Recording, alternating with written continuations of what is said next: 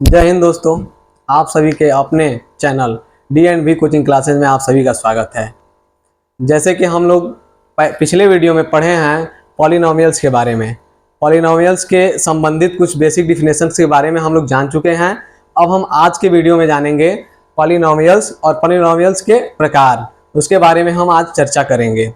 तो हम आवत रहनी अपने घर से, तो एक जनी कहना हाँ गर्मी देख के सोचनी है कि मड़ैया में एगो एसी लगवा ली। तबले एक जना कहताना कि जे पसीना से नहाला उहे इतिहास रचेला। तब से दिमागवा एकदम से कन्फ्यूजिया गइल बा, कुछ समझी ना आवता का करी, इतिहासे रजदिका भैया। जय हिंद दोस्तों, आइए तो हम अपने वीडियो पे आते हैं, टॉपिक पे आते हैं। टॉपिक है हमारा बहुपद, पॉलिनोमियल। जैसे कि हम पिछले वीडियो में हम इसके बारे में चर्चा कर चुके हैं। जिन लोगों ने ये वीडियो नहीं देखा है, इसका लिंक हम अपने डिस्क्रिप्शन बॉक्स में डाल दिए हैं, आप लोग इस वीडियो को जरूर देखें। तो आइए, बहुपद क्या होता है। बहुपद जैसे कि दो शब्दों से मिलकर बना हुआ है।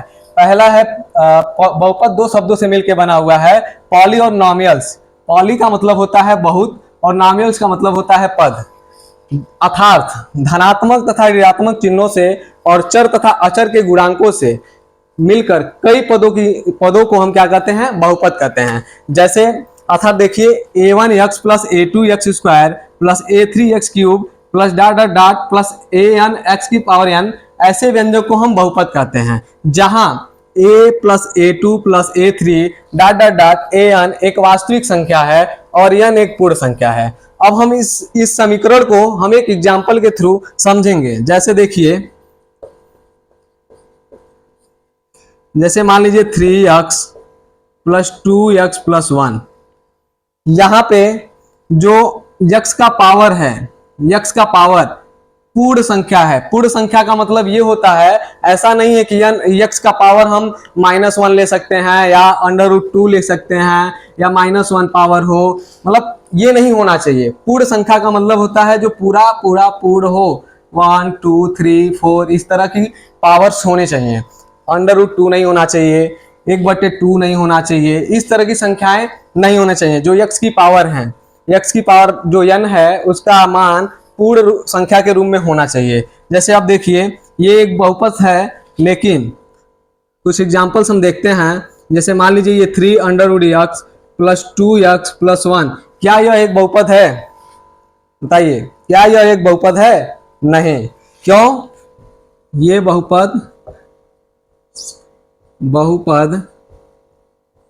नहीं है, क्योंकि यहां आप देखिए x की जो पावर है, x का जो घात है, वो क्या हो जाएगा, 1/2। चूंकि हम बताए हैं वीडियो में, x का घात क्या होना चाहिए, एक पूर्ण संख्या होना चाहिए। पूर्ण संख्या 1 2 3 4 5 इस तरह की संख्याएं होनी चाहिए, ठीक है ना। अब हम आते हैं, आगे चलेंगे, पढ़ेंगे हम टाइप्स ऑफ पॉलिनोमियल्स।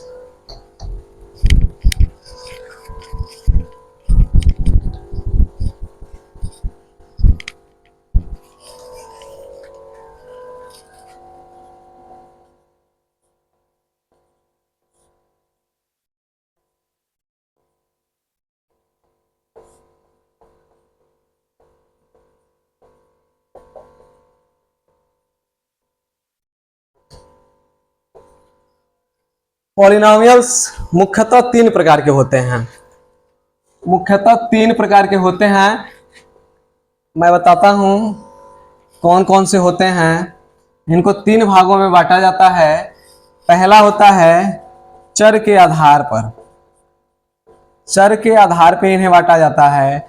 दूसरा होता है पदों के आधार पर, पदों के आधार पर। और तीसरा होता है घात के आधार पे, घात के आधार पर। चरों के आधार पे जैसे कि मान लीजिए x y z p q r ऐसे होते हैं। पदों के आधार पे उसमें कितने पद हैं। घात के आधार पे सबसे इसमें इंपॉर्टेंट महत्वपूर्ण होता है घात के आधार पे, ये इसको हमें जानना बहुत जरूरी है। तो हम पहले पॉइंट से चलते हैं। चर के आधार पे हम बहुपद के प्रकार को जानते हैं, कितना क्या होता है। तो हम देखते हैं चर के आधार पर बहुपद के प्रकार। पहला होता है एक चर वाले बहुपद। एक चर वाले बहुपद। एक चर वाले बहुपद क्या होते हैं, जैसे मान लीजिए एग्जांपल देख लीजिए, जिनमें केवल एक पद पाए जाते हैं, केवल एक चर होते हैं, सॉरी इसमें केवल एक चर होते हैं, उन्हें हम एक चर वाले बहुपद कहते हैं।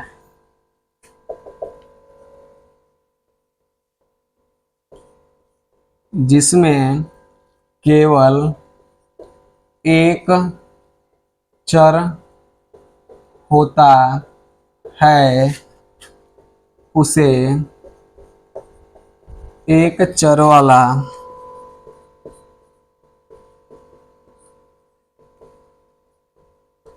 बहुपद कहते हैं।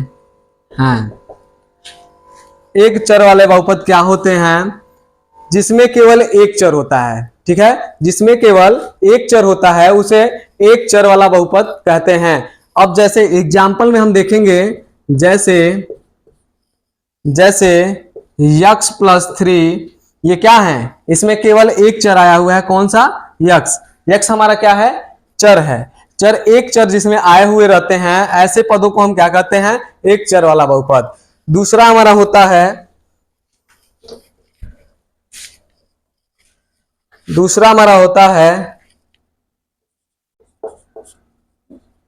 द्विचर वाले बहुपद।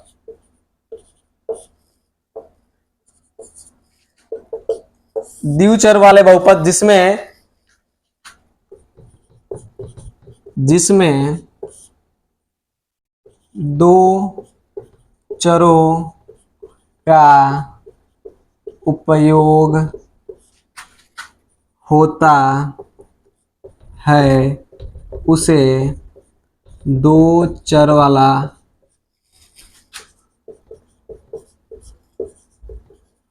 बहुपद कहते हैं। अब दो द्विचर वाले बहुपद क्या होते हैं, जिसमें दो चरों का उपयोग होता है। दो चरों का मतलब, जैसे हम एग्जाम्पल के थ्रू समझेंगे, जैसे ये क्या होता है, 3x + 4y + 1, ये हमारे क्या है, इसमें देखिए एक चर x है, दूसरा चर क्या है, y है, ये हमारे द्विचर वाले बहुपद होते हैं, ठीक है। तीसरा आता है इसका, चलिए देखते हैं, तीसरा आता है क्या, त्रिचर बहुपद।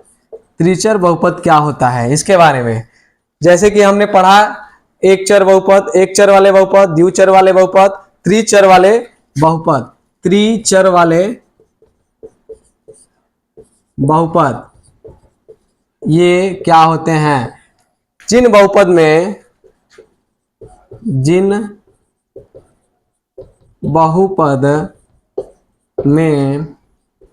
तीन चर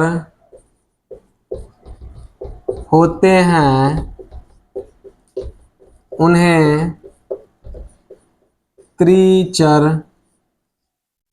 बहुपद कहते हैं।